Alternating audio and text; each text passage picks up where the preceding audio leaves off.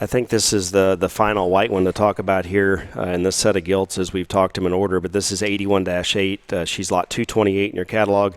She's sired by Baskin, and then she's got a pure York mom that has a pedigree Lambeau Shock Therapy High Country. And you break into that Yorkshire pedigree. Lambeau obviously was the boar we bought at the Expo, and we used him sort of across the board on several of those Fecky bred sows, and that's how we arrived at the sow on the bottom side.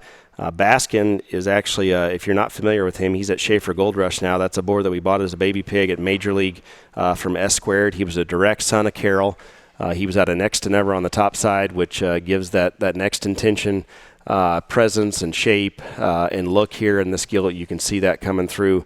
And then, to have a solid white, obviously a Yorkshire sow on the bottom side, I think makes this one pretty intriguing. I think there's a lot of ways you can go with this one from a breeding standpoint. I think, from comparatively to a lot of the white ones, maybe even that we've worked with, this one's got extreme shape. She's got a really neat look. Her extension is on point. I think this one could be a lot of fun to mate.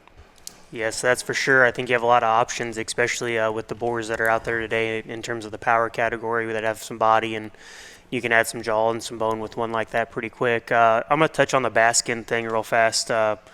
We used Baskin quite a bit there a year ago. Got some pigs out of him last fall. I really don't feel like he hit his stride until we bred them all for the ones this spring, and then we sold them, and then we started selling those pigs.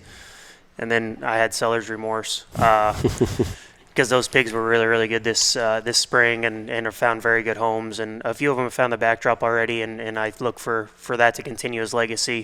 Be on the front end and have yourself a breeding-aged Baskin daughter before anybody else even knows what they are.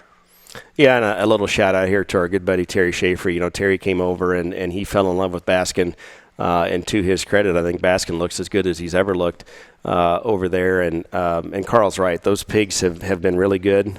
We used them differently that second go around, and were rewarded with a very good set of pigs this spring to sell. They headlined the spring showcase. They were a big part of our online sale there in March.